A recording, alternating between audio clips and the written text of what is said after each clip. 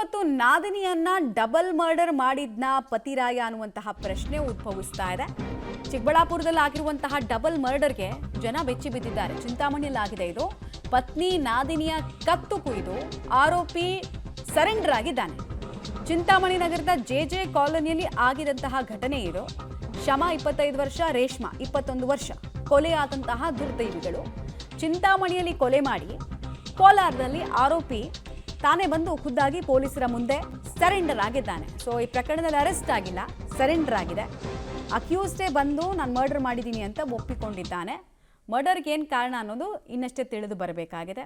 ಆರೋಪಿಯನ್ನು ಬಂಧಿಸಿ ಹೆಚ್ಚಿನ ವಿಚಾರಣೆಗೆ ಒಳಪಡಿಸಬೇಕಾಗಿದೆ. ಬಟ್ ಇಡೀ ಕಾಲೋನಿಯ ಜನರನ್ನ ಬೆಚ್ಚಿ ಬೀಳಿಸಿದೆ ಈ ಪ್ರಕರಣ.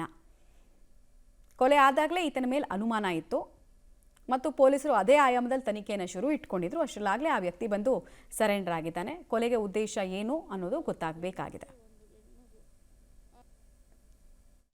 ಸ್ವಂತ ಬಂದು ಅಲ್ಲಿ ಅವರದು ಮನೆ ಇದೆ, ಇಲ್ಲಿಂದ ವಾಪಸ್ ಹೋದರು. ಅವರು ಗಲ್ಪೇಟೆ ಸ್ಟೇಷನಲ್ಲಿ ಸ್ವಂತ ಬಂದು ಸರೆಂಡರ್ ಮಾಡಿದ್ದಾರೆ. ಅಲ್ಲಿಂದ ನಮಗೆ ಫಸ್ಟ್ ಮಾಹಿತಿ ಬಂದಿತ್ತು ಗಲ್ಪೇಟೆಯಿಂದ. ಅವ್ರಿಗೆ ಕರ್ಕೊಂಡು ಹೋಗಿದ್ದಾರೆ ವಾಪಸ್. ಈಗ ನಾವು ಸೆಕ್ಯೂರ್ ಮಾಡಿದ್ದೀವಿ, ಅವ್ರದ್ದು ಇಂಟರ್ಗೇಷನ್ ಮಾಡ್ತೀವಿ, ಕೇಳ್ತೀವಿ ಅವ್ರಿಗೆ ಎಲ್ಲಿ ಬಿಟ್ಟು ಹೋಗಿದ್ದೀರಾ ಅಥವಾ ಏನು ಮಾಡಿದ್ದೀರಾ, ಏನಾಗಿದೆ ಅದು ಎಲ್ಲ ಅವ್ರಿಗೆ ಇಂಟರ್ಗೇಷನ್ ಮಾಡಿ ಆದಮೇಲೆ ಗೊತ್ತಾಗುತ್ತೆ.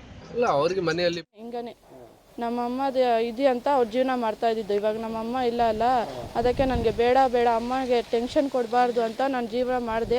ಇವಾಗ ಇಲ್ಲ, ನಾನು ಜೀವನ ಮಾಡಲ್ಲ, ಇಲ್ಲಾಂದ್ರೆ ನೀವು ಸತ್ತಾಯಿದ್ರೆ ನಾನೆಲ್ಲ ನೋಡ್ತೋಗ್ತೀನಿ ಅಕ್ಕ, ನನಗೆ ಅವ್ನು ಬೇಡ ನನಗೆ ಫಸ್ಟ್ ಡಿವೋರ್ಸ್ ಮಾಡ್ಕೊಳ್ಳಿ ಅಂತ ಹೇಳ್ತಾ ಇದ್ರು. ಇಲ್ಲಿ ಬಂದಿದ್ದು 6 ತಿಂಗಳಾಯ್ತು ಸರ್. 2 ತಿಂಗಳಾಯ್ತು. ರೋಶ್ನಿ. ಏನು ಮಾಡಿದಾನೆ, ಹೆಂಗೆ ಮಾಡಿದಾನೆ ಅಂತ ಗೊತ್ತಾಯ್ತು ನಿಮಗೆ? ಸರ್ ನಾವು ಮಾರ್ನಿಂಗ್ ಕಾಲ್ ಮಾಡಿದೆ ಆ ಮಗುಕ್ಕೆ. ಅಷ್ಟೊತ್ತಿಗೆ ಏನು ಗೊತ್ತಾಯ್ತು ಅಂತೇಳಿದ್ರೆ, ಮಾರ್ನಿಂಗ್ ಬೆಳಗ್ಗೆ ಜಾವ ಬಂದು ಮಕ್ಕಳನ್ನು ಕರ್ಕೊಂಡು ಹೋಗಿ ಹೆಂಡತಿ ಮತ್ತು ನಾದಿನಿಯನ್ನು ಕತ್ತನ್ನು ಕೊಯ್ದು ಹೋಗೋಣ ಅಂತ ಗೊತ್ತಾಗಿದೆ ವಿಷಯ ಗೊತ್ತಾದ ಮೇಲೆ ನಾವು ಅಕ್ಕಪಕ್ಕವ್ರು ಬಂದು ಹೇಳಿದ ಮೇಲೆ ನಾವು ಬಂದು ಜನಗಳಲ್ಲಿ ಕೇಳಿದ ಮೇಲೆ ಈ ಥರ ಆಗಿದೆ ಅಂತೇಳಿ ನಮ್ಮ ಪೊಲೀಸವ್ರು ಬಂದು ಸಾಹೇಬರೆಲ್ಲರೂ ಬಂದು ವಿಚಾರಣೆ ಮಾಡ್ತಾವ್ರೆ.